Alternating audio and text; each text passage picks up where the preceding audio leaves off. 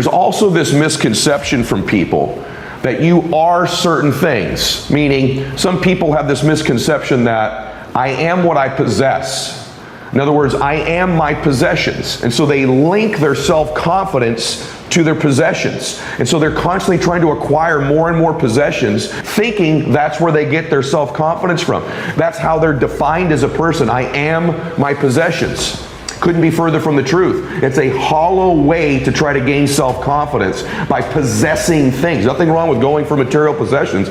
I have all kinds of them. But I don't link my confidence to those possessions, nor am I deluded into thinking if I could just possess more things, then I'll feel better about myself. So this is a mistake. There's a flawed thought. Number one flawed thought, I am my possessions. Second flawed thought, I am my accomplishments. In other words, my self-confidence is only linked to what I accomplish. So because I haven't accomplished certain things, I don't have that certain title, that certain award, that certain recognition, I don't believe in myself. I'm riddled with self-doubt. I'm defined by my accomplishments. The difficult thing about that is now all your life you're going to have to accomplish more and more and more in order to feel self-confident and eliminate self-doubt. You are not your accomplishments. You are not your possessions. You are you. You are perfect. You are beautiful. You were born to do something great with your life. If you're a person of faith like me, you believe God made you in His image and likeness and wants you to do something great with your life, not that you are your possessions, not that you are your accomplishments.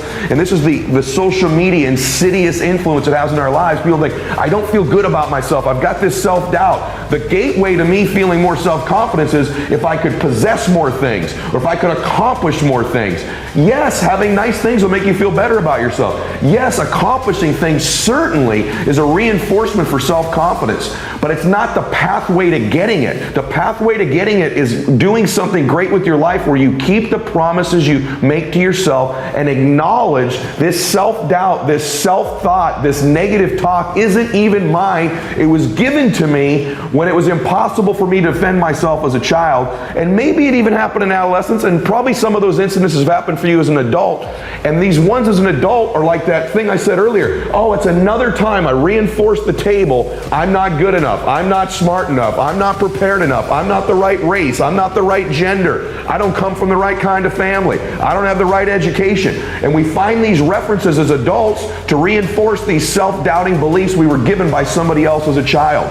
Flawed belief is that you are your possessions. You are your accomplishments. Third flawed belief, I am what other people say I am. Wrong. You are not what other people say you are, good or bad. I see too many people that if someone says something negative about them, they believe that's who they are. This is the flawed third belief. I am my possessions, I am my accomplishments, and you know what? Or I am what other people say I am. Let me be clear with you. You are not what other people tell you you are. It wasn't true when you were 18 months old, 5 years old, or 55 years old. You are not what other people say you are. So stop letting that dictate your self-confidence or fill you with self-doubt. And for the record, you are also not the good things people tell you you are all the time. Don't live for likes. Don't live for comments on your social media. Don't do things in your life just to solicit someone saying something great about you. It's a cheap, shallow, hollow way to try to gain self-esteem and self-confidence. It's fleeting, it's short-term, and it's needy. In fact, the fact that it is a necessity for you to get liked, to get people to say good things, to get comments on your social media, or to do so in your presence indicates a lack of self-esteem and self-confidence, because we know self-confidence is an internal game where we keep the promises we make to ourselves. The fourth type of flawed thinking is I am what I look like. In other words, if I don't look a certain way, like what the magazine says I should, or social media says I should, if I don't look like these people, I shouldn't have self-confidence. And that's ridiculous. I can tell you straightforwardly, you're beautiful as you are. Especially the ladies listening to this or watching this. The world is constantly trying to get you to believe you're not enough. You don't look right. You should lose this weight. You should gain this. This should be smaller. That should be bigger. Whatever it might be. They're constantly messaging women, you're not enough. You're not enough. You're not enough. You are what you look like. And this is true for men as well. Let me tell you straightforwardly, you are not what you look like. You are your soul. You are your spirit. You are your gifts. You are the contributions you make. You are your intentions. At some point, you got to stop negotiating the price and decide your will to win is not for sale. Here's the truth. Most people's dreams can be bought. With enough failure, with enough rejection, they will sell their children's dreams. They can't still fight. They can get a little bit, but when it gets a little too hot, they go, boom, sold, buy the dream, you can have it. It's not worth it to me. And their will to win is buyable. You can buy it with a little success or a whole bunch of failure. Most people will sell their will to win. Some of you have sold it because you're making a little bit of money. You don't work like you did when you were making nothing.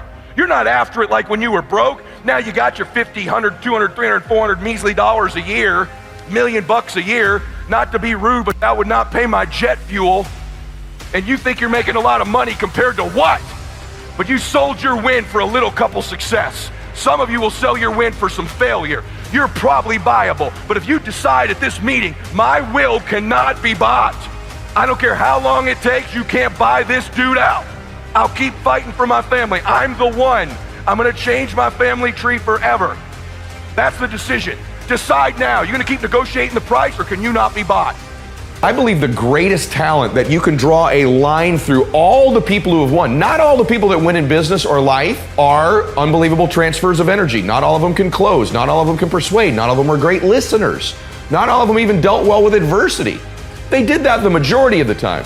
But all of them have in common, they developed the talent, and yes, it is a talent, it is a skill of not quitting. I don't think most of you right now that are struggling in your business life right now are giving yourself enough credit for this incredible talent you're developing, which is resiliency, which is the ability not to quit. Listen to what I'm telling you. As somebody who's built multiple different companies, I've coached some of the top athletes, entertainers, business people, and politicians in the world. And I'm telling you that even in my own team, when I hire people, I look for resiliency, and a notch above that is the talent, is the skill of not quitting as the number one thing that I look for. And many of you right now listening to this possess the number one skill necessary to win and don't give yourself any credit for it, which means it's not helping build your confidence. It's not going to the bank of crediting for your identity. And so although you possess this incredible ability that so many people in the world don't have and don't possess, you have it and you don't value it. You don't prize it. You don't give yourself credit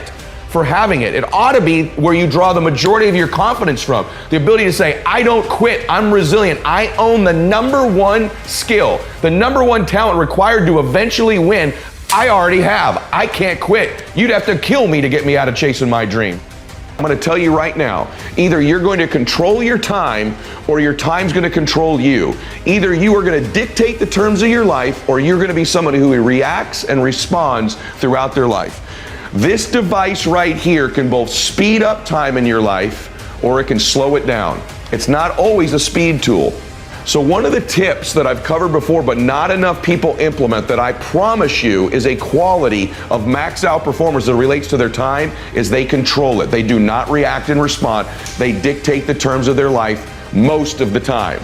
And that means this, when you wake up in the morning, the greatest thing you could do for yourself is not touch or look at this device for 30 minutes to an hour after awakening. So that when you wake up, you take control of your time. You control the time. You control the beginning of the day. You get clear, you meditate, you pray, you stretch, you think, you go through a gratitude exercise. You control the first 30 minutes of your day. It sets a tone that I'm in charge of my time, not what enters this.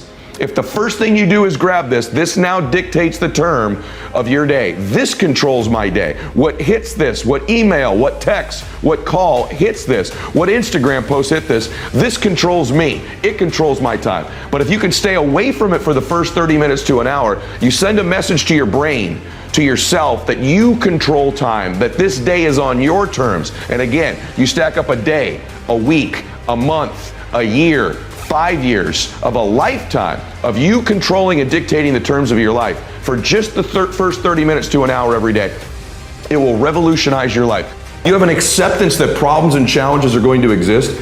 Isn't it probably important that you learn to enjoy the process of overcoming them and solving them?